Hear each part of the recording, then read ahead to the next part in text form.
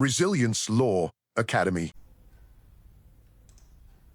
So in this particular case, what has happened was, while granting the bail, the court has imposed the condition that the accused person will tie the Rakhi band to the victim.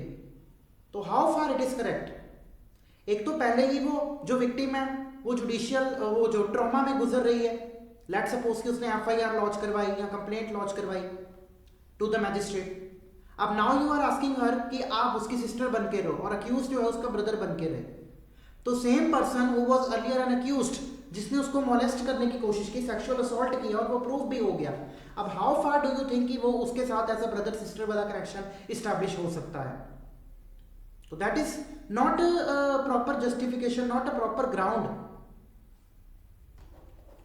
ये जो condition impose की है MP high court ने, तो that was completely unjust.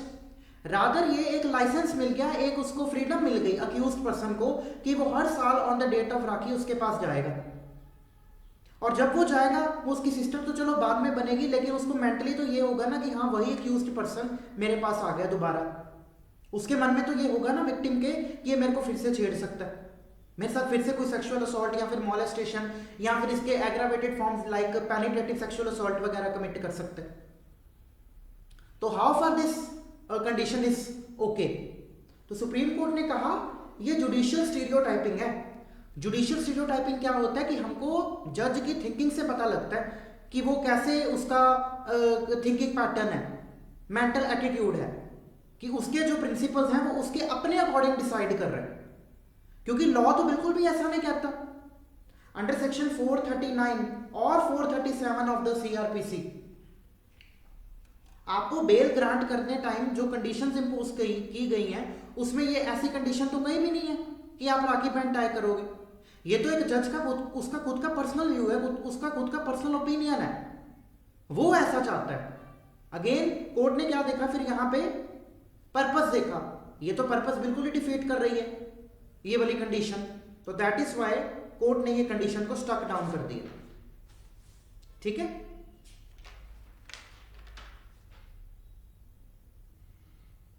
Judicial stereotyping means that how a judge follows the notions of a particular group to which he belongs.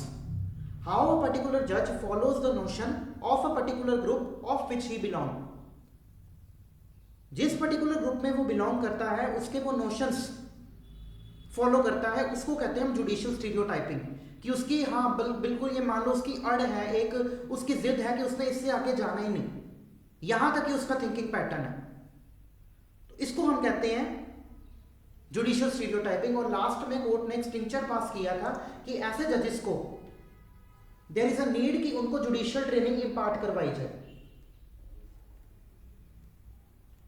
Judicial training they should be sent back again to the judicial training academy. जैसे पंजाब की होती है ना Chandigarh judicial academy है, तो वहां पे court ने फिर से डायरेक्शन दी कि कंसर्न्ड मैजिस्ट्रेट को या कंसर्न जो जज है, इसमें तो जज ही होगा क्योंकि 439 का केस है, तो उसको फिर से जुडिशियल अकेडमी भेजा जाए और वहां पे उसको ट्रेनिंग दोबारा से दी जाए कि जब आपने बेल ग्रांट करनी है तो उस टाइम पे कौन कौन सी कंडीशंस आप लगा सकते हो. तो ये एक सॉर्ट ऑफ स्टिंक्चर जो है वो पास किया था कोर्ट ने. ठीक है. तो this judgment is important for SC also. और कोर्ट ने यह भी कहा था कि जजेस को gender sensitisation,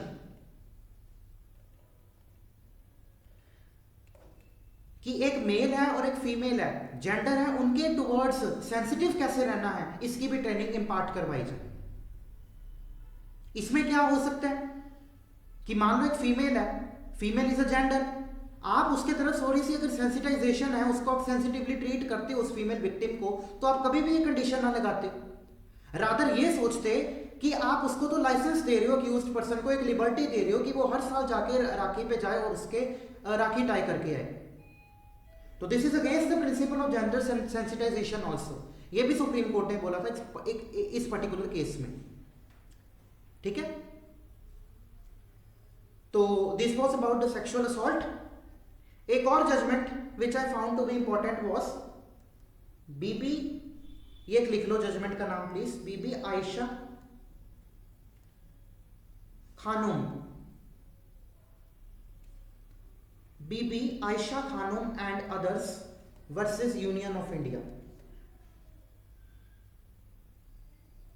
2019 Karnataka high court, 2019 Karnataka high court. अब ये जो केस है ना particular, this deals with POCSO plus rules of POCSO plus 438 439 of CrPC, ये इससे डील करता है। पॉक्सो के कंसर्न्ड प्रोविजंस, पॉक्सो में जो रूल्स बनते हैं इनको हम क्या कहते हैं, बाई लॉ, डेलीगेटेड लेजिस्लेशन, कि this is a main act और इसी के परसुएंट कुछ एक ऐसे एरियाज होंगे, कुछ एक ऐसे पॉइंट्स होंगे सॉरी, जहां पे आपको लेजिस्लेचर ने ये नहीं बताया कि वहां पे कौन सा प्रोसीजर अडॉप्ट करना है, रादर वहां पे ये लिख दिया कि it will be prescribed by the rules. तो लेजिस्लेचर ने प्रिस्क्राइब्ड बाय रूल्स लिख के एक बाय लॉ बनाने की पावर दे दी मेन एक्ट में से, तो that is called as delegated legislation. This act is called as POCSO is called as principal legislation. This is a principal law, principal legislation, और जो रूल्स बनते हैं they are called as bylaws. तो rules जो हैं वो अपनी पावर कहां से डिराइव करते हैं, from the principal legislation only. तो ये उससे भी केस डील करता है, प्लस ये 438 एंड 439 ऑफ द सीआरपीसी से भी डील करता है। अब इन दिस पर्टिकुलर केस हुआ क्या था, what was laid down in this particular case was, court ने यह बोला कि जब अक्यूज्ड पर्सन बेल अप्लाई करेगा ना,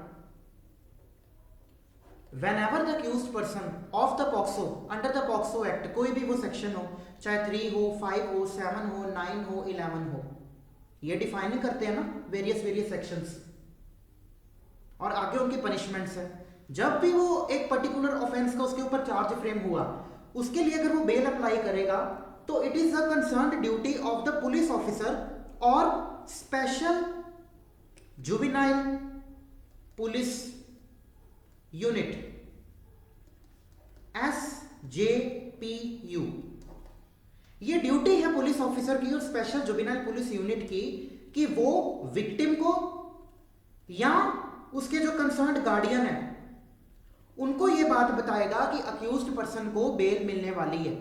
अक्यूज्ड पर्सन ने बेल की एप्लीकेशन मूव कर दी है कोर्ट में, अब आप जाके वहां पे इसको अपोज कर सकते हो। ये पर्टिकुलर बात इस पर्टिकुलर बीबी आयशा खानूम वाले केस में कही गई थी। नॉर्मली अगर आप देखो तो क्या होता है, जो विक्टिम होता है या फिर जो विक्टिम होती है खास करके सेक्सुअल ऑफेंसेस की, उसका बहुत ही लिमिटेड रोल होता है।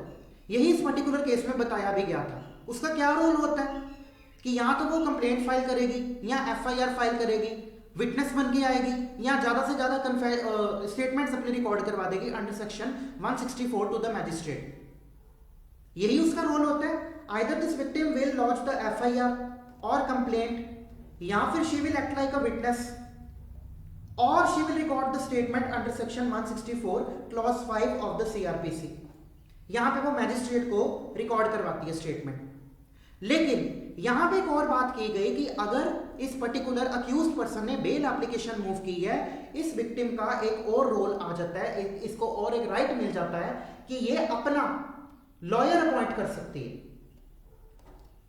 इवन तो पब्लिक प्रोसिक्यूटर तो होगा ही होगा, वो तो स्टेट का जो है एडवोकेट होता है, लेकिन इस पर्टिकुलर केस में बीबी आयशा खानूम वाले केस में विक्टिम को भी कोर्ट राइट दे रही है कि आप ही अपना एक प्राइवेट लॉयर हायर कर सकते हो और वो लॉयर आपके बिहाफ पे कोर्ट में जाके अपोज करेगा एप्लीकेशन अक्यूज्ड पर्सन की।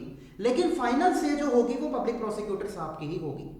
ये एक वर्ड ऑफ कॉशन दिया था इस पर्टिकुलर केस में कि आपके पास राइट तो है, नो डाउट आपके पास एक लिमिटेड रोल है कि आप इन्हीं चीजों के लिए काम आते हो सिर्फ, बट अपार्ट फ्रॉम दैट आपको हम एक और राइट दे रहे हैं कि whenever the accused person will move the bail application whether under section 438 में होती है एंटीसिपेटरी बेल और 439 में होती है regular bell by the court of session.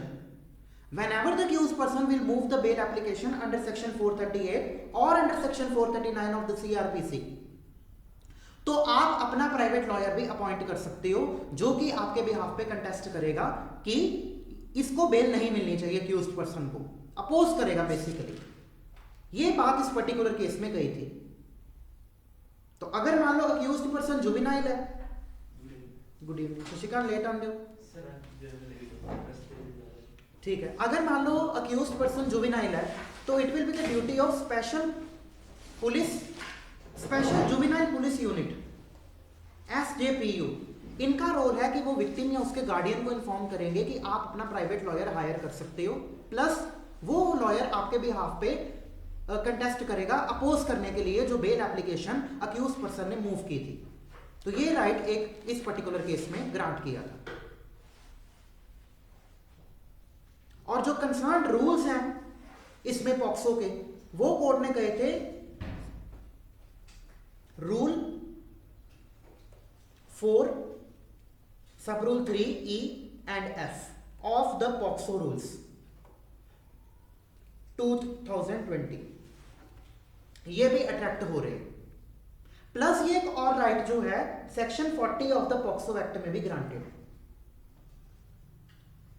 तो अगर section 40 of the POCSO act read with this particular rules, अगर इन दोनों को टुगेदर रेड विद किया जाए तो ये राइट आपको मिलता है, दैट इज विक्टिम को।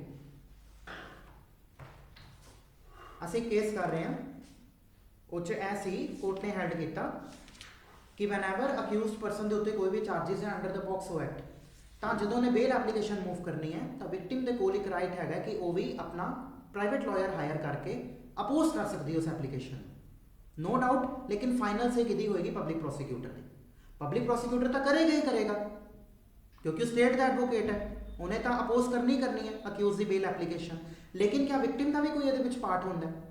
वही कोर्ट ने दसिया कि नॉर्मली विक्टिम का बड़ा लिमिटेड रोल होंगे कि वो की करती है वध तो वध FIR कंप्लेंट लॉन्च करेगी, विटनेस बन के आ जाएगी या फिर अपनी स्टेटमेंट रिकॉर्ड करवा देगी to the magistrate under section 164 clause 5 CRPC दे विच। इस तो अलावा उसका कोर की रोल है? कोई खास रोल नहीं होता। बाकी सारा काम कितना होता है प्रोसिक्यूशन का, एविडेंसिस को प्रूव करना, और जिथे उसकी एविडेंस की रिक्वायरमेंट है तो उत्थे विटनेस बन के अपीयर हो सकती है। लेकिन बेल ग्रांट करने के टाइम पे विक्टिम के कोल एक होर राइट है कि वो अपना प्राइवेट लॉयर अपॉइंट करके अपोज कर सकती है बेल एप्लीकेशन की अक्यूज पर्सन की। PP साहब तो करोगे लेकिन जी विक्टिम है ये भी अपना प्राइवेट लॉयर हायर करोगे, लेकिन फाइनल से जो होएगी वो PP की होएगी। ये गल इन्होंने कही सी। देखो please take out section 40 of the POCSO, और आपके पास रूल्स हैं।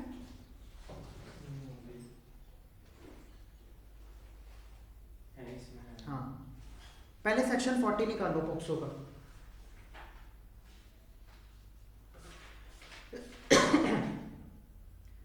अच्छा चलो ये दसो मैनू कि प्राइवेट लॉयर जो है कंप्लेनेंट का किहड़े सैक्शन ऑफ द CRPC दे विच हायर होंदा है? It is very favourite question of PT, अलग अलग स्टेट से पूछा गया।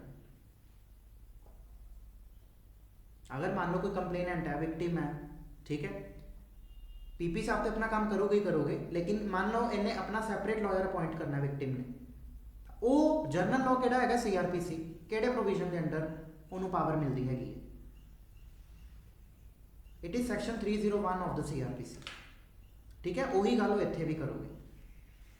Right of the child to take assistance of legal practitioner, when they are using the word legal practitioner does not mean public prosecutor होर होएगा, legal practitioner एदा खुद का एडवोकेट होएगा, लॉयर होएगा विक्टिम का, subject to the proviso to section 301 of the CRPC। आ गई गल प्रोवाइजो, अगर तुहाडे कोल फुटनोट है लिखा 301 फुटनोट दे विच नहीं, ठीक है, चलो कल फाइंड आउट करके आना आप ही प्रोवाइजो दे विच की है, ठीक है। उन्होंने सब्जेक्शन क्लॉज बनाया हुआ है, लेकिन हाउएवर इतना इंपॉर्टेंट भी नहीं है इत्थे। अगे देखो, द फैमिली और guardian of the child shall be entitled to the assistance of a legal counsel of their choice for any offence under this act. तो यानी कि फैमिली और the guardian of the child अपनी choice का legal counsel जो है वो higher कर सकते हैं, provided that if the family or the guardian of the child are unable to afford a legal counsel, the legal service authority shall provide a lawyer to them। ये तो पता होएगा, डिस्ट्रिक्ट लीगल सर्विस अथॉरिटी जो है वो provide करवाती है ना। तो ये पर्टिकुलर जो केस है बीबी आयशा खातून वर्सेस यूनियन ऑफ इंडिया, इस लॉ पॉइंट के उत्ते डील करता है। ठीक है, हुण मैं तुहानूं चाहूँगा कि थोड़ा जिहा रूल 4 भी देखो of the POCSO rules 2020। Please take out POCSO rules 2020 rule 4 sub rule 3। तो ये काफ़ी बड़ा रूल है, अलग अलग गल करता है चीज़ों की। पहला तो रूल 4 देखो मिल गया, procedure regarding care and protection of child. उन्हें जी गल लिखी है ना care and protection of child, ये असी रेड विद करते हैं सैक्शन 19 ऑफ द पॉक्सो के नाल। इत्थे लिख लो to be read with section 19 of the POCSO, वो आप हुणे थोड़ी देर तक पढ़ते हैं। ठीक है, where any special juvenile police unit, ये जुवेनाइल जस्टिस एक्ट दे विच हुंदा है। जिहड़ा जुवेनाइल पर्सन है अगर उन्हें कोई क्राइम कमिट किया तो वो उत्ते जिहड़ी पुलिस है नॉर्मल पुलिस नहीं जाती, वो स्पैशल जुवेनाइल पुलिस यूनिट जाता है, वो सिविल ड्रैस के विच जाता है, सारी प्रोसीडिंग्स करन, इन्वेस्टिगेशन प्रोसीडिंग्स करन। Hereinafter refer to as SJPU और the local police receives an information under subsection 1 of section 19 of the act from any person including the child, the SJPU or the local police receiving the report of such information shall forthwith disclose to the person making the report the following details। पहला तो उन्हें अपना नाम दसना है, designation दसनी है कि वो SHO है, ASI है, सब इंस्पैक्टर है, केड़ी रैंक पे है, ठीक है, SP है, DSP है, IG है, DIG है, what ever will be the rank.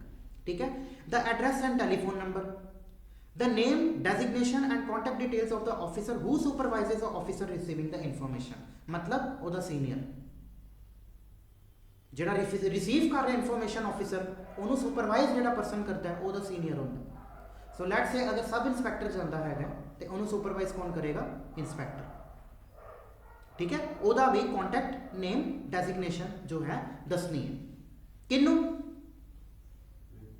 Informant no, लिखा ना ऊपर, शैल फोर्थविथ डिस्क्लोज, फोर्थविथ मतलब immediately, disclose to the person making the report. एक केड़ी रिपोर्ट, कोई भी इंफॉर्मेशन की मेरे नाल कमिट होया ये वाला ऑफेंस, ठीक है, या मेरे चाइल्ड नाल होया, लेट्स से ओदा गार्डियन हो जाए तो he will be called as informant. ठीक है, वो सारे वो जिहड़ा पर्सन है उन्होंने सारिया चीज़ां क्लॉज 1 2 3 वालियां सारियां डिस्क्लोज करनी है। आप फिर पढ़ांगे अगे जाके, लेकिन कंसर्न जिहड़ा सैक्शन है प्लीज सी सबसेक्शन 3 सॉरी सब rule 3। Where an SDPU or the local police, as the case may be, receives information in accordance with the provisions herein contained under subsection 1 of section 19 of the Act, in respect of the offence that has been committed or attempted or is likely to be committed, the authority concerned, where applicable, ਹੁਣ clause ਇਹਦਾ ਤੁਸੀਂ ਦੇਖੋ E,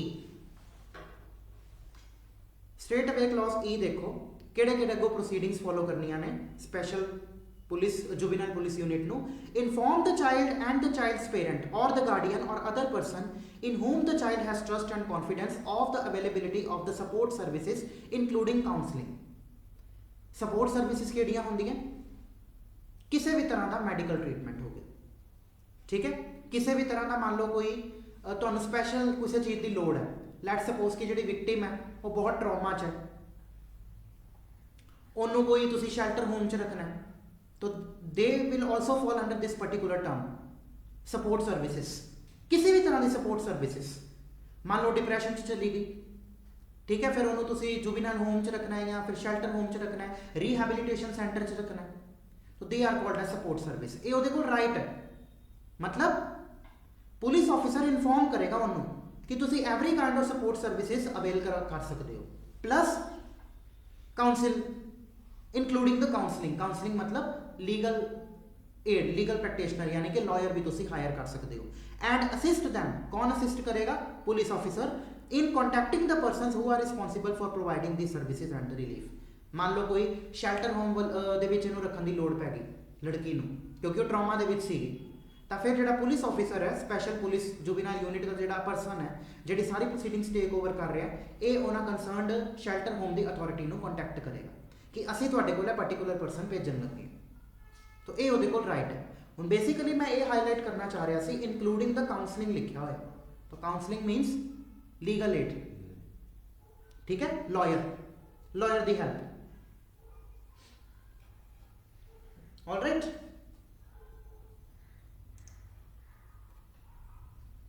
Khushpreet madam आपको समझ आ रहा है?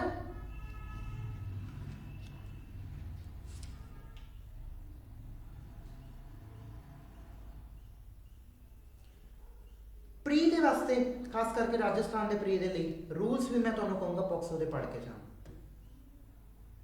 ठीक है। For pre you should read the rules also. तो यह जी इंटरप्रिटेशन है क्यों दी गई है,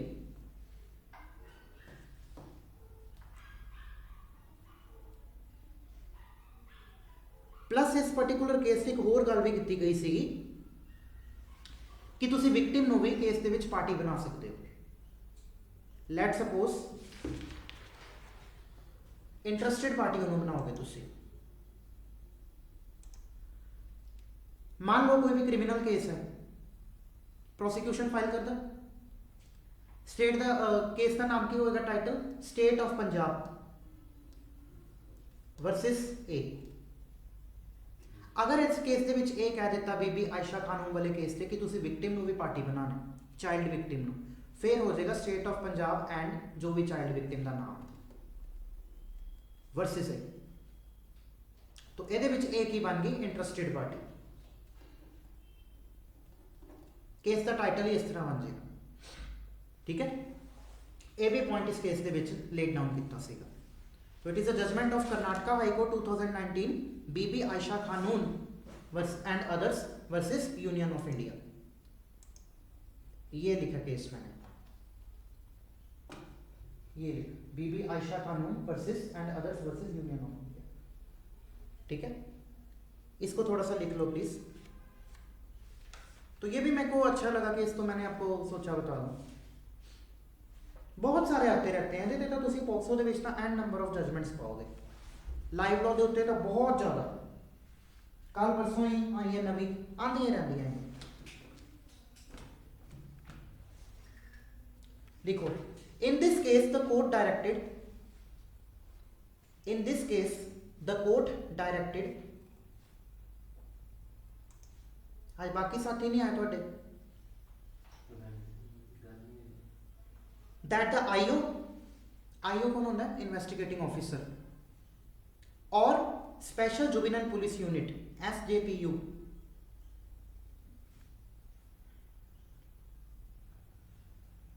must inform a minor survivors, must inform a minor survivors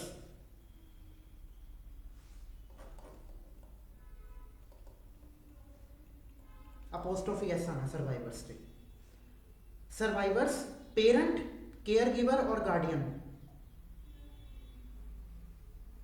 parent care giver और guardian and lawyer if appointed, and lawyer if appointed, comma, if the accused files for bail, if the accused files for bail,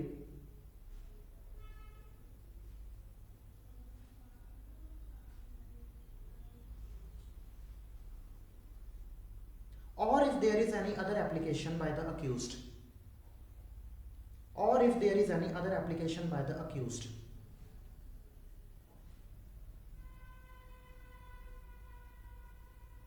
or the prosecution in case, or the prosecution in case under POCSO, full stop. The court also observed that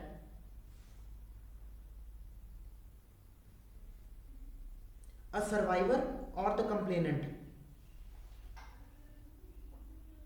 a survivor or the complainant should be permitted to assist, should be permitted to assist the prosecution if they so desire, if they so desire, permitted to assist the prosecution if they so desire, albeit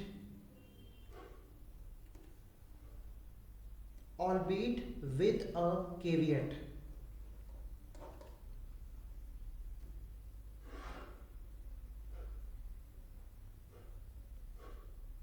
albeit with a caveat that the prosecutor should always be, albeit with the caveat that the prosecutor should always be the in charge of the prosecution in charge of the prosecution and would be deciding authority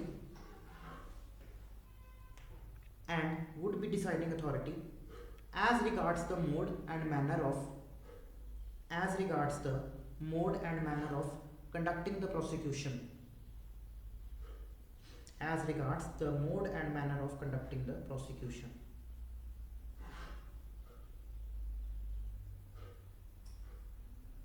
Full stop. For this to happen, it is essential that the complainant or the victim is aware of the proceedings in the court.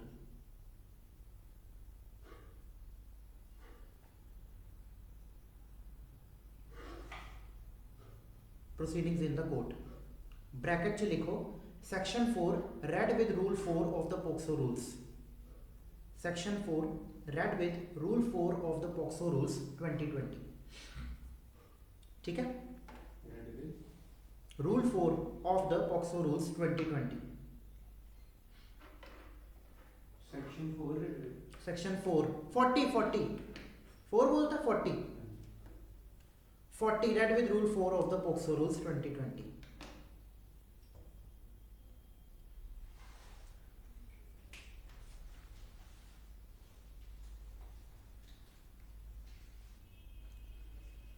मान लो अगर वही ना victim कल appeal कर दी है,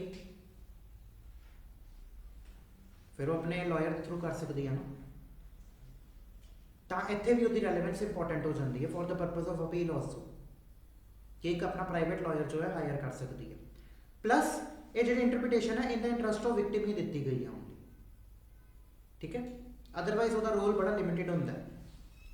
एक question लिखो please, can the conviction under POCSO be made, can the conviction under POCSO be made on the sole testimony of victim, on the sole testimony of the victim?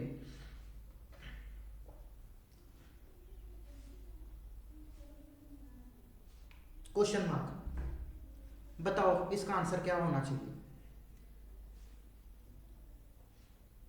क्या आप POCSO में कोई भी offence अगर commit हो जाए, victim child victim के soul testimony मतलब ओरल एविडेंस सिर्फ दे बेसिस दे उत्ते अक्यूज दी कन्विक्शन कर सकते हो? This is the question before you. Circumstantial evidence सारे प्रूव करने आएगा, तो दिस इज से चेन बन जाएगी जो लिंक की प्रूव हो जाएगी। बट मान लो, चलो ऑनलाइन स्टूडेंट्स आप आंसर बताओ, ये जो क्वेश्चन मैंने लिखवाया है, क्या पॉक्सो में conviction on the sole testimony of the child victim हो सकती है? हाँ हो सकती है। देखो टेस्टिमनी का की मतलब होता है ओरल एविडेंस, और ओरल एविडेंस हमेशा डायरैक्ट होंगे। डायरैक्ट का मतलब की है, तुसी अपनी 5 सेंसिस के नाल घटना नूं देखिया, महसूस किया, उन्होंने कहना है डायरैक्ट एविडेंस। तो अगर तुहाडे कोल डायरैक्ट एविडेंस ही बड़ा स्टेबल है, बड़ी बेस्ट क्वालिटी का, स्टार विटनेस तुहाडे कोल अवेलेबल है, क्रॉस एग्जामिनेशन च भी स्टैंड कर गया, बड़ा ही वो कह लो तुसी फर्म है अपने गल कहते, इस्टैबलिश्ड है प्रॉपरली, हिला नहीं पा रहे उन्होंने तुसी, हर डेट के उत्ते उन्हें एक ही स्टेटमेंट रखी चाइल्ड विक्टिम ने, तो वाई नॉट, क्यों नहीं कन्विक्शन कर सकते? तब आप कोर्ट क्यों मांगेगी कि और एविडेंसेस लेकर आओ? ठीक है, आपको पता होगा कि विक्टिम अगर थोड़ा सा एविडेंस एक्ट अपने कॉलेजेस में पढ़ा है तो victim is a very very crucial and competent witness, क्योंकि विक्टिम के नाल ही तो ऑफेंस कमिट हो रहा है। 19 केस में डेथ तो हो नहीं रही पॉक्सो च, ना पेनिटेटिव सैक्शुअल असॉल्ट च है, ना सैक्शुअल असॉल्ट च है, अगे सैक्शुअल हैरेसमेंट आएगा उस भी नहीं है। फिर तो तुसीं मन्निया कि डेथ के विच तां डायरैक्ट एविडेंस हो ही नहीं सकता, अवेलेबल ही नहीं है, या तो बड़ा मुश्किल अवेलेबल होएगा कि किसी के सामने डेथ कमिट की हो। लेकिन जो सैक्शुअल ऑफेंसिस होंगे ना, they are done in utmost secrecy, ਇਹਦਾ डायरैक्ट एविडेंस मिलना पहली गल तो नैक्सट टू इंपॉसिबल होंगे, तो अगर मिल जाए तो फिर कोर्ट का टिल्ट हमेशा ये रहता कि झूठा है। तब आप जाते हो इनडायरेक्ट एविडेंस पे, यानी सर्कमस्टांसिस प्रूव करते हो, फिर that is relevant facts. Motive, preparation, conduct, admission, confession, time declaration, वो इनडायरैक्ट एविडेंस के पार्ट है सारे। लेकिन अगर डायरैक्ट एविडेंस का रूल ये कहता है कि डायरैक्ट एविडेंस बड़ा फर्म है, बड़ा स्टेबल है, स्टर्लिंग क्वालिटी का है। स्टर्लिंग क्वालिटी जो केस है इस हैल्ड किया कोर्ट ने, स्टर्लिंग क्वालिटी मतलब हिला ही नहीं पा रहे उन्होंने तुसी, हर डेट के उत्ते उन्हें कॉमन इको जिहा बयान रखा, तो फिर वाई नॉट दी कन्विक्शन क्यों नहीं कर सकते? आपको क्यों जरूरत है कि उसको कोरोबोरेशन करके एडिशनल एविडेंसेस लेकर आओ, है ना? तो इट कैन बी डन, लेकिन वो स्टेटमेंट जो है वो प्रॉपर होनी चाहिए है, क्रॉस एग्जामिनेशन स्टैंड करना चाहिए। ये गल कही सी सुप्रीम कोर्ट ने in the case of Ganesan versus state represented by inspector of police 2020 supreme court. वैसे तो ये गल बहुत सारी जजमेंट्स कही है, आ एक जजमेंट है उन्होंने, काफ़ी जजमेंट्स तो ऐसा मिलूगा। Ganesan versus state represented by inspector of police, this is one judgment जिसमें ये पॉइंट हेल्ड किया था, लेकिन और भी बहुत सारी जजमेंट्स में यही कॉमन पॉइंट हेल्ड किया।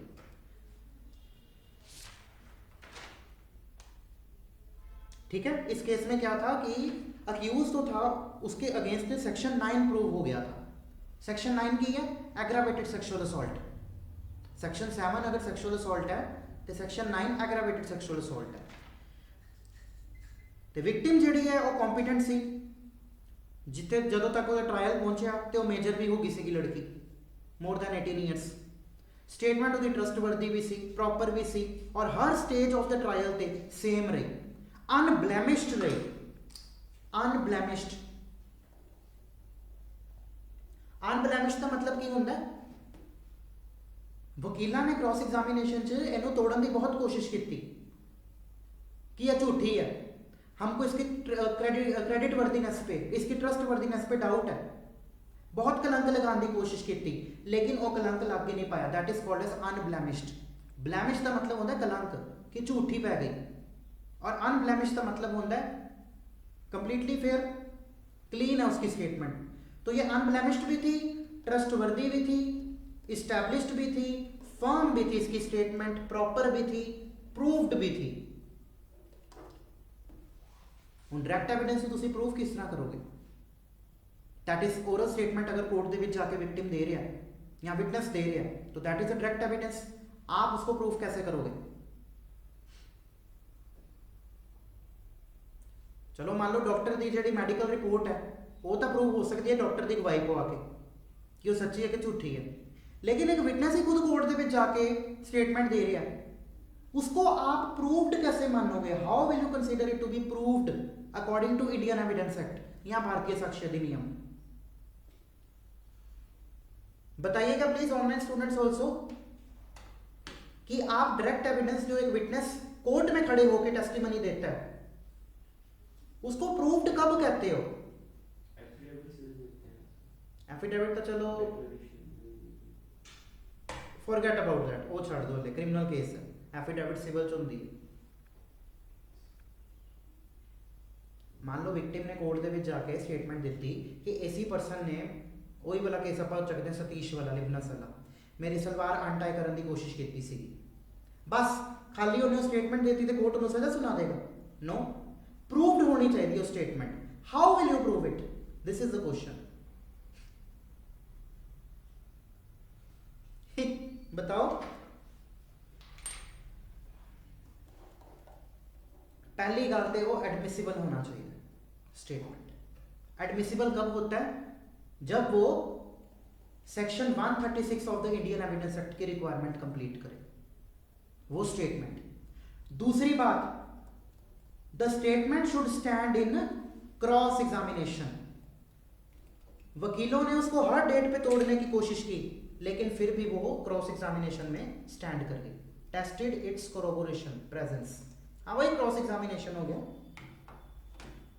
ये जो स्टेटमेंट है, पहली बात तो एडमिसिबल होनी चाहिए under the Indian evidence act, section 136 है, तुसी एविडेंस से पढ़ोगे। दूजी गल, क्रॉस एग्जामिनेशन के विच भी वो प्रॉपरली फर्म होनी चाहिए। वकीलों ने उन्होंने बहुत तोड़ने की कोशिश की, लेकिन वो टुटी नहीं, उसका बयान कॉमन रहा, तब हम बोलेंगे कि डायरेक्ट एविडेंस आपका प्रूव हो गया।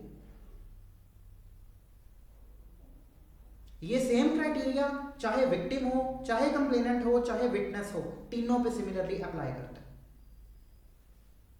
ठीक है,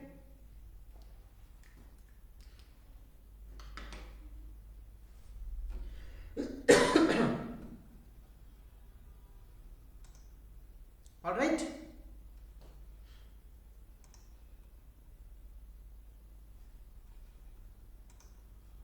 तो ये था आपका गणेशन वाला केस। ये और भी आपको बहुत जगह पे देखने को मिलेगा, सोल टेस्टिमनी वाला पॉइंट। ये बड़े फेवरेट क्वेश्चंस है एग्जाम में। अब देखो, अक्यूज्ड ने, दिस इज सेपरेट, ये अलग क्या लो सिचुएशन है आपके सामने। अक्यूज ने aggravated penetrative sexual assault commit किया, प्रूफ भी हो गया। विक्टिम थी 16 साल की, the age of the victim was 16 years. अब विक्टिम क्या हो जाती है, pregnant.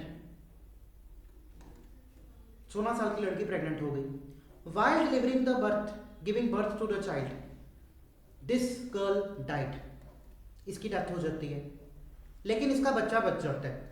A female child was born.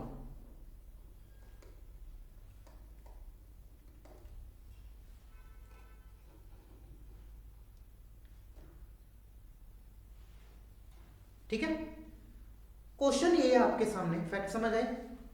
Question ये है आपके सामने, ये जो फीमेल विक्टिम थी, ये तो डेथ होगी इसकी, लेकिन इसका बेबी बच गया। क्या इस बेबी को पॉक्सो एक्ट के अंदर कंपनसेशन मिलेगी? Whether this baby of the victim will get compensation, क्योंकि विक्टिम को कंपनसेशन मिलती है पॉक्सो में।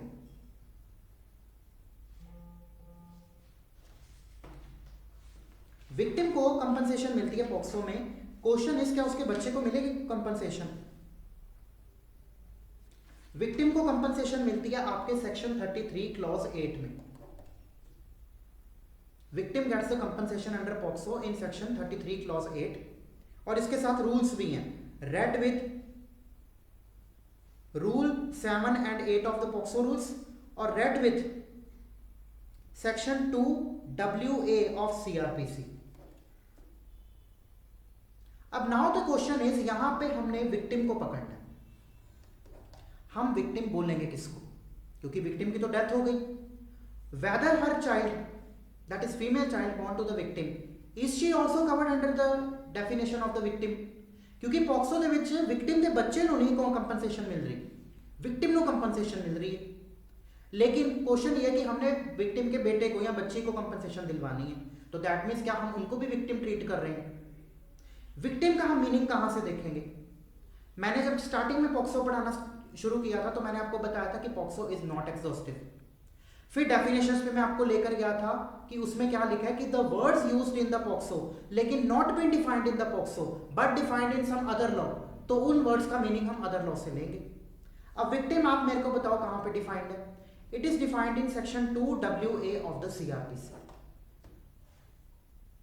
तो हम विक्टिम की डेफिनेशन, पॉक्सो में जो वर्ड यूज किया गया विक्टिम, उसकी डेफिनेशन हम यहां से उठाएंगे, क्योंकि ये मेरे को आपका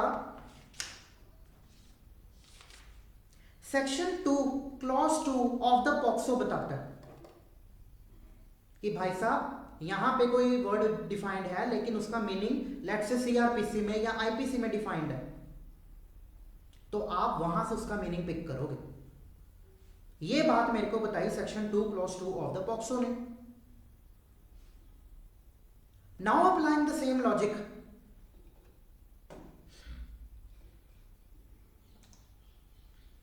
यही लॉजिक अगर हम लगाते हैं तो बताओ क्या चाइल्ड फॉल करेगा डेफिनेशन ऑफ द विक्टिम? इसके लिए हमको पढ़नी पड़ेगी सेक्शन 2 WA में विक्टिम कैसे डिफाइंड है ऑफ द CRPC। ਉਹਦੇ ਚ विक्टिम डिफाइंड है, मैनी पर्सन्स दिते गए हैं कि विक्टिम कौन होएगा, it can be male also, female also, the guardian also, plus एक और वर्ड दिया गया हियर। अब हियर कौन है? उसका आगे बच्चा, विक्टिम का। तो that means if we apply the same logic over here, तो ये जो विक्टिम की जो चाइल्ड बॉर्न हुआ है, फीमेल चाइल्ड, ये वाली, this child which was born, ये उसकी हेयर नहीं हुई, तो answer is yes, this female child being the heir of the original victim will also be entitled to compensation in the place of victim. इसको भी आप विक्टिम ही treat करोगे, ठीक है, क्योंकि विक्टिम की डेफिनेशन में हियर वर्ड भी इंक्लूडेड है। ये बात आपके हेल्ड की गई थी in this landmark judgment Ramesh Tukaram Wanekar versus state of Maharashtra, 2022 Bombay high court, 2022 Bombay high court, ये यहां पे हेल्ड किया गया था कि even though birth dated time पे अगर विक्टिम की डेथ हो जाती है तो उसके चाइल्ड को in the capacity of the here of the victim compensation मिलेगी। फिर कोर्ट ने बताया था कि विक्टिम को कंपनसेशन मिलती है आपके सेक्शन कहां पे मिलती है, 33 क्लॉज 8 ऑफ द पॉक्सो में, to be read with rule 7 and 8 of the POCSO rules 2020। यहां पे विक्टिम को कंपनसेशन मिलती है। सेम कंपनसेशन की अमाउंट उसके बेटे को भी मिलेगी या बच्ची को भी मिलेगी, बेटी को भी मिलेगी। और इसको अगर हम रेड विद करें section 2WA of the CRPC से, तब मिलेगी इसको compensation.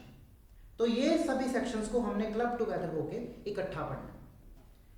Section 33 clause 8 of the POCSO में विक्टिम को मिलती है, 7 and 8 रूल में भी विक्टिम को मिलती है, लेकिन हम किसको दिलवा रहे हैं, उसके बच्ची को। तो हमको विक्टिम की डेफिनेशन उठानी पड़ेगी 2WA ऑफ द पॉक्सो से, CRPC से। तो सेम कंपनसेशन अगर विक्टिम जीवित होती जो उसको मिलती, वही कंपनसेशन इसको भी मिलेगी, उसी कैपेसिटी में।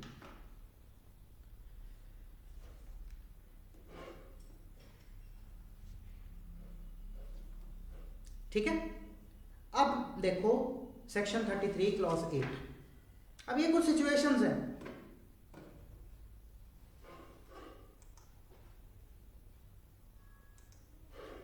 खुशप्रीत मैम आपको समझ आ रहा है क्या चल रहा है क्लास में? निकालो section 33।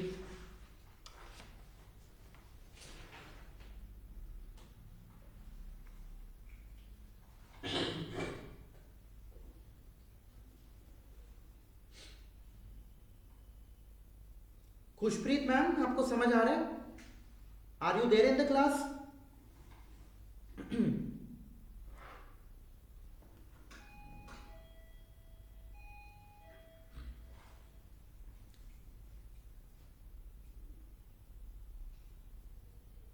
She is not in the class, I think so. चलो हम देखते हैं सेक्शन 33 चैप्टर केड़ा procedure and powers of special courts and recording of evidence. Evidence कितने रिकॉर्ड होता है? ट्रायल स्टेज पे, है ना। Procedure and powers of special court, इसका क्लॉज 8 देखो। In appropriate cases the special court may in addition to the punishment direct payment of such compensation as may be prescribed to the child for any physical और mental trauma caused to him और for the immediate rehabilitation of such child. यहां उसको compensation मिलती है in addition to the punishment. ठीक है, मतलब क्या, अक्यूज ਨੂੰ पनिशमेंट हुई लेट सपोज 20 साल दी, फाइन भी लग गया, 5 लाख का लगा लो, उसी फाइन में से इसको कंपनसेशन मिलेगी चाइल्ड को, क्योंकि चाइल्ड ही है ना विक्टिम इसको। अब देखो rule 7 and 8 of the POCSO rules 2020।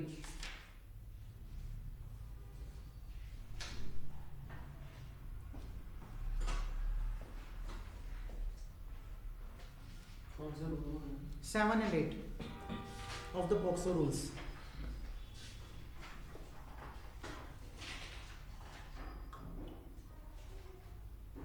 Legal aid and assistance निकाल लिया। द CWC होता है चाइल्ड वेलफेयर कमेटी। एक कमेटी फॉर्म हुई है, अगर तुसी रूल्स देखोगे ना तो ਉਹਦੇ ਵਿੱਚ ਫਾਰਮ ਹੁੰਦੀ ਹੈ ਜਿਹਦਾ ਬੇਸਿਕਲੀ ਕੰਮ ਹੁੰਦਾ ਹੈ ਚਾइल्ड रिलेटेड मैटर्स ਨੂੰ ਐਡਰੈਸ ਕਰਨਾ। The CWC shall make a recommendation to the District Legal Service Authority, hereinafter referred to as the DLSA, for legal aid and assistance।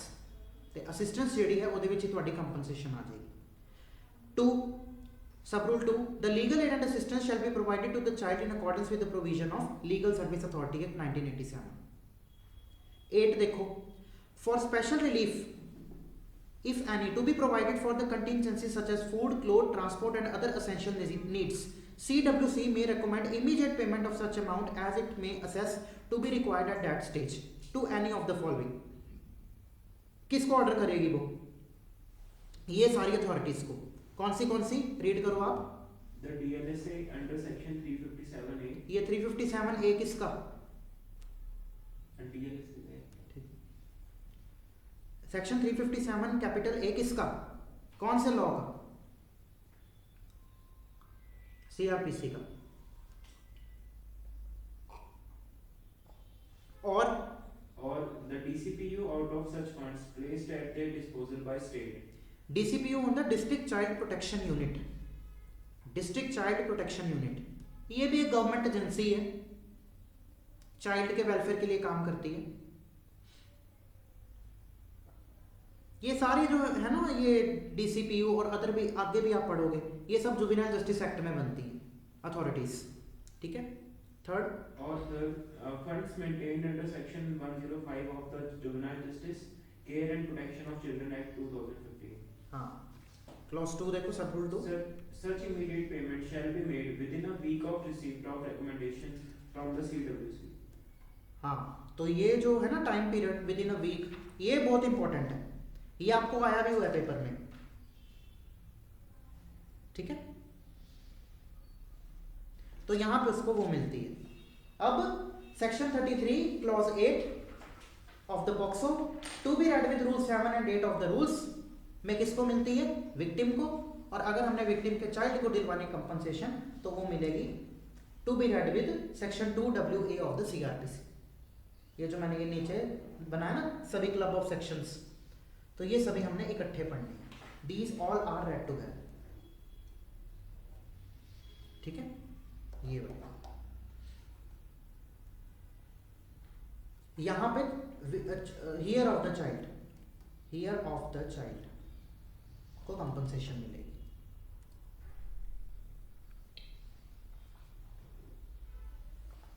ठीक है, चाइल्ड को क्या बोला गया? It is a legal heir of the victim.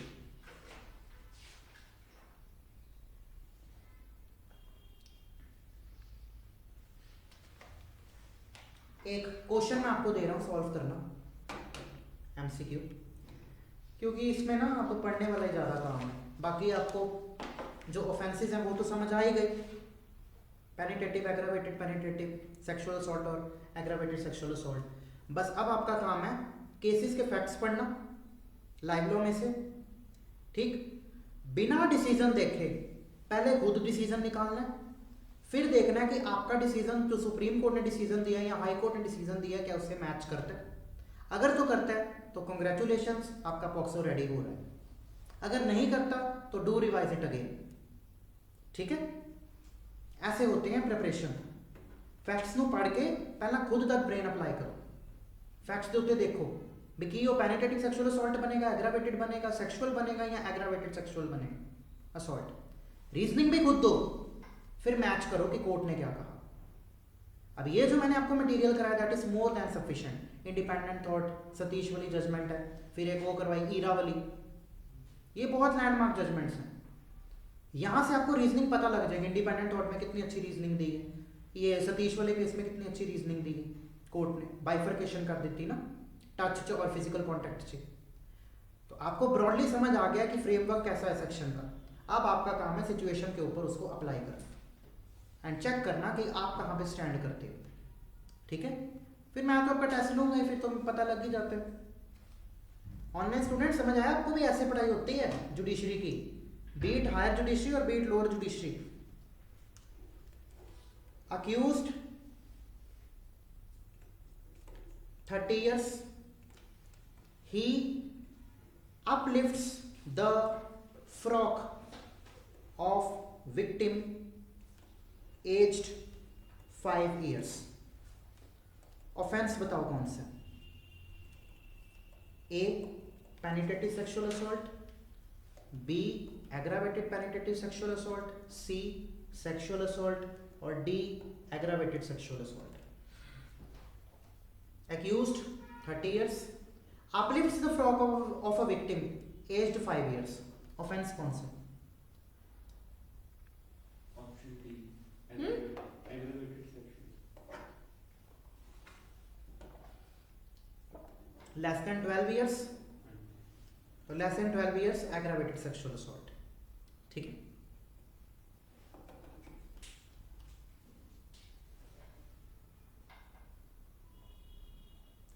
अच्छा चलो ये बताओ, एग्रावेटेड सेक्सुअल असॉल्ट क्या होता है? वो पर्टिकुलर सिचुएशंस बताई हुई हैं कि अगर पर्सन इन पावर और पोजीशन और अथॉरिटी है, वो अगर सेक्सुअल असॉल्ट कमिट करता है तो वो क्या बन जाएगा? Aggravated sexual assault.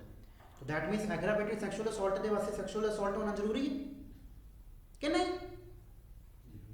Aggravated sexual assault कित तो बनया? सेक्सुअल असॉल्ट तो इतना बने. ये जो ऊपर मैंने सिचुएशन आपको बताई है, ये वाली, दिस पर्टिकुलर केस, ये सेक्सुअल असॉल्ट के कौन से पार्ट में फॉल करेगी? फर्स्ट पार्ट और सेकंड पार्ट? अब बताओ मेरे को. Second part. फर्स्ट पार्ट की है टच है. टच. फोर बॉडी पार्ट्स में, ब्रेस्ट, वेजाइना, पीनिस और एनस में. और सेकंड पार्ट में क्या है? Physical contact, other act. Other act involving physical. और दोनों में कॉमन क्या है? दोनों पार्ट्स में what is the common thing? Sexual intent. Sexual intent touch के साथ भी जाएगा, सेक्सुअल इंटेंट आपका एनी अदर एक्ट के साथ भी जाएगा. अब उस अक्यूज्ड ने 30 साल के अपलिफ्ट कर दी frock of a victim aged 5 साल. इंटेंट कैसे बताओगे आप इसमें? Intention,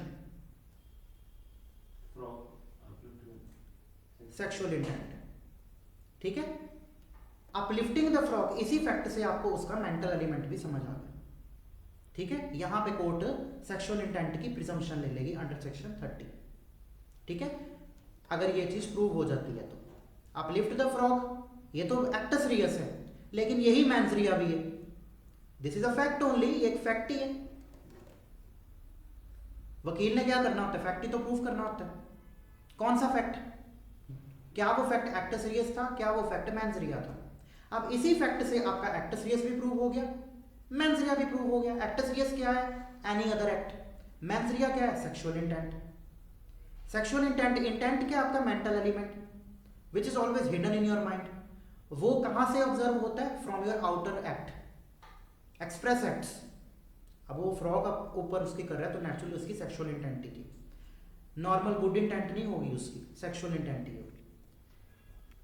followed? ऐसे माइंड अप्लाई करना है एग्जाम में. एक और क्वेश्चन देखो. Accused inserted his fingers into the vagina of child who was mentally disabled. Offence बताइए please. Penetrative sexual assault, aggravated penetrative sexual assault, sexual assault और D aggravated sexual assault. Without looking at the bare act, without looking at the copy बताओ. Accused inserted his fingers into the vagina of a child, और child जो थी who was mentally disabled.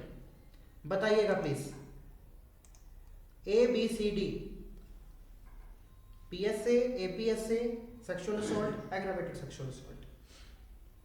एपीएसए. हाँ जी. एपीएसए. How? Reasoning भी बता दो फिर. क्योंकि मेंटली डिसेबल्ड है. और फर्स्ट पार्ट में दो touch on four body parts. Penetration होना है. तो टच है, टच टच नहीं, पेनिट्रेशन है तो इसमें टच वाला होगा. एक मिनट रुको. ऑनलाइन स्टूडेंट्स आप बताइए please, Prachi ma'am, Balkaran sir, इस क्वेश्चन का क्या आंसर होगा? Accused inserted his fingers into the vagina of child who was mentally disabled. Which offense?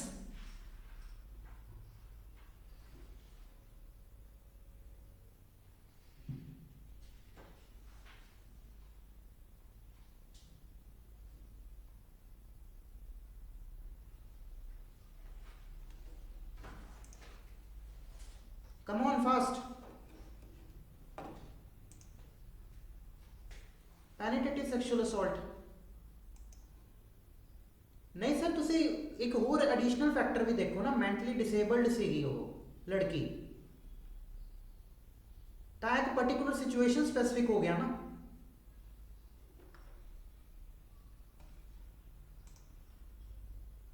ये कलर लेते हैं। एक तो है इंसर्ट की उसने फिंगर्स, दूसरा है कि जो चाइल्ड थी was mentally disabled. This is fact number 1, this is ये वाला फैक्ट नंबर 2। अब ये जो मेंटली डिसेबल्ड वाला पार्ट है ये आपको एग्रावेशन में लेकर जाता है, और क्योंकि इंसर्शन हो गई, इंसर्शन मींस पेनिट्रेशन, और आपने अगर पढ़ा वो सेक्शन 3, मैंने 5 भी पढ़वाया था आपको, इसमें जो क्या चीज रिक्वायरमेंट है, first and foremost penetration. Penetration भी 4 तरह की हो सकती है। एक तो सिंपल पेनिट्रेशन किया, क्या अपना private part, penetration of penis into the vagina anus of the child, girl child, या मेल भी हो सकता है। दूसरी पेनिट्रेशन कैसे होगी, bye inserting not the penis but other object. ये ऑब्जेक्ट कोई फिजिकल ऑब्जेक्ट भी हो सकता है, जिवें कोई मान लो रॉड हो गया, पेन हो गया, फिंगर हो गई। थर्डली मैनिपुलेशन, मैनिपुलेशन कर रहे हो, पर्पस क्या है इस मैनिपुलेट करने का? मैनिपुलेशन का मतलब मैंने आपको क्या बताया था, टू ना, एक्चुअली इंग्लिश मीनिंग की दस्या सी मैनिपुलेशन ना, to handle a thing skilfully, मौका प्रस्त, मैनिपुलेट करना। क्यों कर रहे हैं मैनिपुलेट? ताकि आप पेनिट्रेट कर सको, यू शुड पेनिट्रेट। इसका मैंने क्या एग्जांपल बताया था, for example if a male inserts his penis into the thighs of the victim, तो ये हो गया आपका मैनिपुलेशन। लेकिन थाइज में इंसर्ट करना ही सफिशिएंट नहीं है, वो पेनिट्रेट करना चाहता है, कहां पे, उसके वेजाइना में। तो for the purpose of penetration the manipulation was done. और फोर्थली क्या बताया मैंने आपको, अप्लाइज हिज माउथ। अब ये जरूरी नहीं है कि वो अपनी टंग ही अप्लाई करे, इवन लिप भी, माउथ भी उसने अप्लाई कर दिया, still also it will amount to penetration. तो पेनिट्रेशन ऐसे 4 फॉर्म्स में हो सकती है, ये मैं आपको ऑलरेडी रीड करवा चुका हूं। तो दैट इज वाई ये सेक्सुअल असॉल्ट ना होके, हाँ सर चाइल्ड तो है ही है, चाइल्ड तो होएगा ही होएगा, लेस देन 18 ईयर्स है तो चाइल्ड तो होएगा ही, बट मेंटली डिसेबल्ड सी, मैं स्पेसिफिकली लिख रहा हूं मेंटली डिसेबल्ड। अच्छा तुसी वो समझ रहे हो ईरा वाला केस कि मेंटली रिटार्डेड पर्सन को भी चाइल्ड की डेफिनेशन दे विच फॉल करना है, ना वो नहीं इत्थे आएगा। अब मैंने यहाँ पे पर्टिकुलरली लिख दिया मेंटली डिसेबल्ड चाइल्ड है, हाँ, अगर मैं यहाँ पे कल्ला लिखता कि चाइल्ड वर्ड है तो आप आर्ग्यू कर सकते हो कि हाँ मेंटली रिटार्डेड पर्सन होएगा कि नहीं होगा, बट मैंने पर्टिकुलरली बता दिया। ईरा वाली जजमेंट से भी यही कोर्ट ने क्या सी कि अगर मेंटली रिटार्डेड पर्सन की गल करनी है तो स्टैट्यूट जो है लॉ एक्सप्रेसली दसेगा। और केड़ा सेक्शन है ये, किदे अंडर फॉल करेगा, सेक्शन 5 क्लॉज के, आई थिंक सो के में फॉल करेगा मेरे हिसाब से।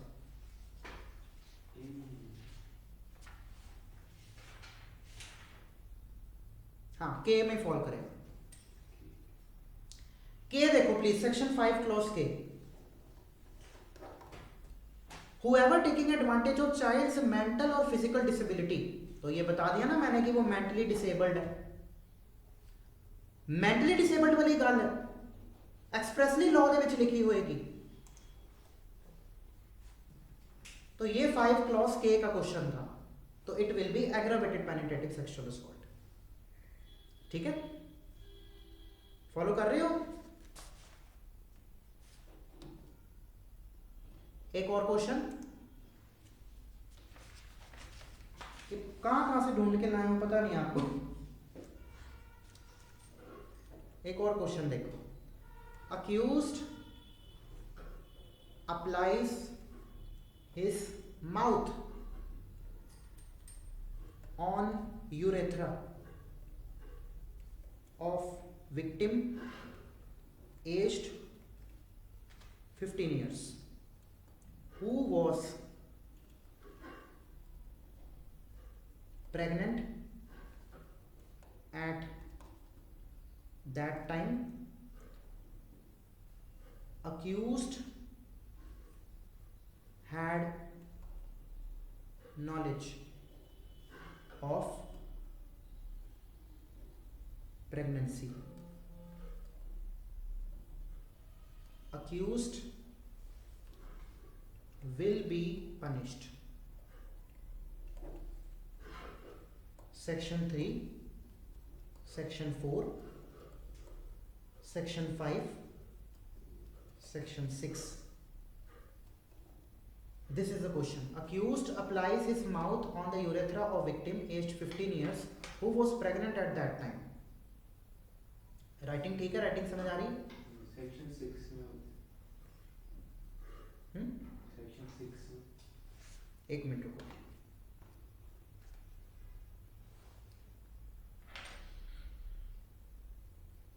Accused applies his mouth on the urethra of victim aged 15 years who was pregnant at that time. Accused had knowledge of the pregnancy.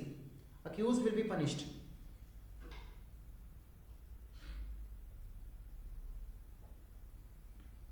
बताइए प्लीज। सेक्शन 6 ठीक है। वाई?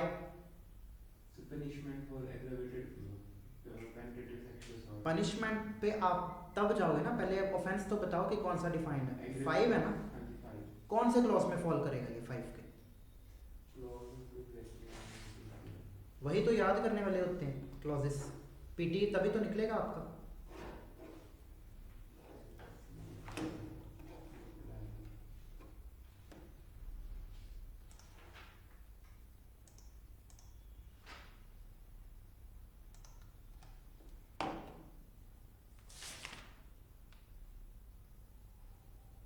फिर हम सेक्शन 11 पे चलते हैं। नहीं, 9 रह गया एक पढ़ने वाला, वो भी सेम ही ऑलमोस्ट 5 जैसे ही है। उसमें एक चीज आपको बताने वाली है। इसका आंसर होगा डी, सेक्शन 6। लेकिन which clause will be attracted? Section 6 तो डिफाइनिंग है, ओ सॉरी पनिशिंग सेक्शन है। It is punishment section. Section 5 is defining section. 5Q। Yes, very good. ये कहां जाएगा आपका मैटर? 5Q में। Q क्या है? Whoever commits penetrative sexual assault on a child knowing that the child is pregnant. Yes, यहां पे अक्यूज्ड को पता था, accused had knowledge of the pregnancy. तो ये फैक्ट आपका 5Q का है।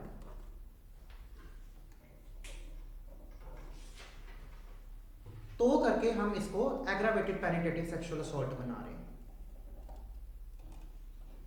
ठीक है।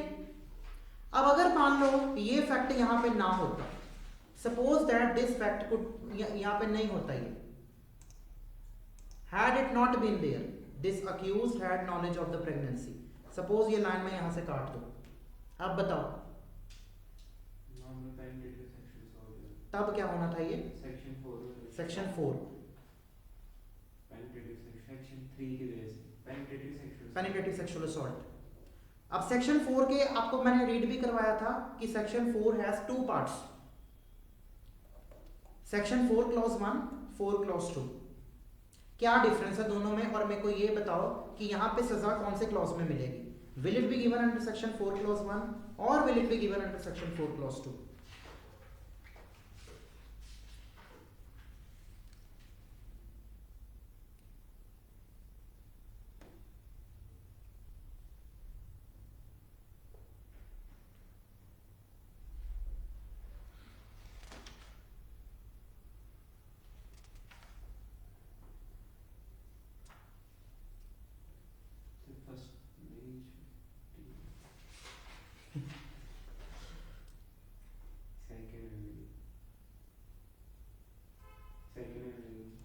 ऑनलाइन स्टूडेंट्स आप बताइए समझ आया पहले तो आपको कि ये सेक्शन 6 क्यों है? ये सेक्शन 6 इसलिए है क्योंकि ये मैटर सेक्शन 5 क्यू का है, और सेक्शन 5 क्यू डिफाइन करता है एग्रावेटेड पेनिट्रेटिव सेक्सुअल असॉल्ट को। अब उसने अप्लाई किया अपना माउथ, तो applies his mouth means what, penetration हो गई, तो नेचुरली ये पेनिट्रेटिव सेक्सुअल असॉल्ट होगा, सेक्सुअल असॉल्ट तो हो गई नहीं। अब चेक करना है क्या ये normal simple penetrative sexual assault होगा या उसकी एग्रावेटेड फॉर्म होगी। अगर एग्रावेटेड देख रहे हो तो ये मैटर जाता है सेक्शन 5 क्यू का। क्यू में बताया गया है कि अक्यूज्ड पर्सन ने पेनिट्रेशन किया और अक्यूज को नॉलेज थी कि वो प्रेग्नेंट है उस पर्टिकुलर टाइम पे, ये फैक्ट मैंने आपको बताया, तो करके ये मैटर गया सेक्शन 6 में। अब लेट्स सपोज यहां पे अक्यूज्ड को पता ही नहीं था, accused had no knowledge of the pregnancy, फिर भी वो अपना माउथ अप्लाई करता है of the urethra of the victim, और विक्टिम की एज कितनी है, 15 साल। The age of the victim is 15 years. है तो अभी भी ये पेनिट्रेटिव सेक्सुअल असॉल्ट, लेकिन क्या ये सिंपल पेनिट्रेटिव सेक्सुअल असॉल्ट है या फिर एग्रावेटेड पेनिट्रेटिव सेक्सुअल असॉल्ट? ये एग्रावेटेड पेनिट्रेटिव सेक्सुअल असॉल्ट पहली बात नहीं है, it is just penetrative sexual assault, क्योंकि एग्रावेटेड के लिए नॉलेज होना जरूरी सीगा, नॉलेज तो सी नहीं, मैथड ए फैक्ट रिमूव कर देता। और पेनिट्रेटिव सेक्सुअल असॉल्ट की पनिशमेंट है सेक्शन 4 में। सेक्शन 4 के आगे 2 पार्ट्स हैं, 4(1) एंड 4(2). 4(2) क्या कहता है कि whoever does penetrative sexual assault with a female who is less than 16 years of age, और यहां पे फीमेल की एज कितनी है, 15 इयर्स, तो यहां पे इसको सजा होगी 4 क्लॉज 2 में। कितनी है उसकी सजा, minimum I think 20 years, minimum 20 years, हाँ मिनिमम 20 इयर्स है, और maximum life imprisonment.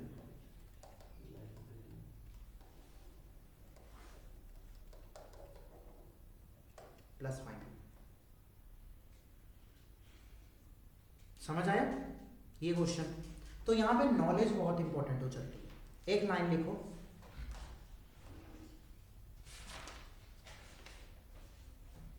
If the accused had no knowledge of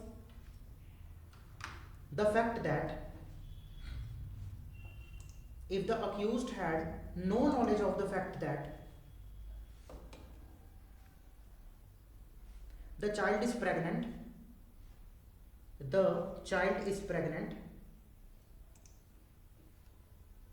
then the punishment would be under section,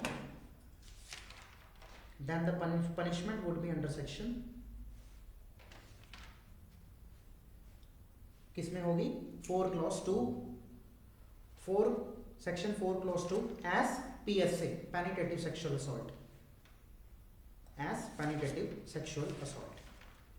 ठीक है, तो आपका टाइम भी यहाँ कंप्लीट हो गया। That's all for today. हम मिलते हैं NIA में, नेगोशिएबल इंस्ट्रूमेंट एक्ट में, और ये पढ़ के आना, ठीक है? ऐसे ही मैं क्वेश्चंस डालूंगा जब टेस्ट लूंगा आपका, ठीक है? बलकरण सर, प्राची मैम समझ आया तो आज तो सिंपल छोटी सी क्लास सीगी, ज़्यादा कुछ कराया ही नहीं मैं, 2 केसेस दसे है। फिर हम कल तो आपकी क्लास होगी नहीं, सैटरडे, मंडे से हम कंटिन्यू करेंगे sexual harassment. Somebody is there?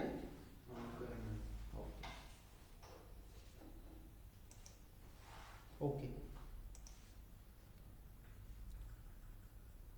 बाकी आपका सब पढ़ने वाला ही आगे, प्रोसीजर भी